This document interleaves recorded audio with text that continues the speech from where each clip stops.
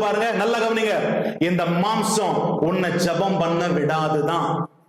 நீங்க யாருன்னா இருக்கிறீங்களா, பாஸ்டர் என்னால பைபிள் படிக்க முடியல, என்னால ஜெபம் பண்ண முடியல, என்னன்னு தெரியல, எனக்கு இன்ட்ரெஸ்டே வரல.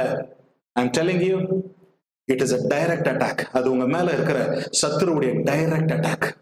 உன்னால வேதத்தை டெய்லி படிக்க முடியல, உன்னால டெய்லி ஜெபம் பண்ண முடியலன்னா அது உனக்கு டைரக்டான ஒரு அட்டாக் பிசாசு கிட்ட.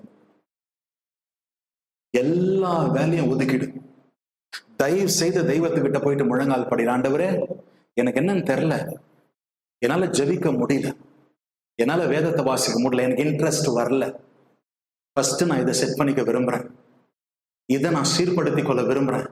ஏன்னா இது இல்லாம நான் உங்களோட உறவில் இருக்க முடியாது. உங்களோட உறவில் இல்லாம என் வாழ்க்கையில் நான் ஜெயம் இல்லாம வாழ முடியாது. இந்த மாம்சம் கண்டிப்பா ஜபத்துக்கு விரோதமா வரத்தான் செய்யும். ஆனா உன் மாம்சத்தை கட்டாயப்படுத்தி ஜபிக்க வேண்டியது உன்னுடைய கடமை. ஆமென்.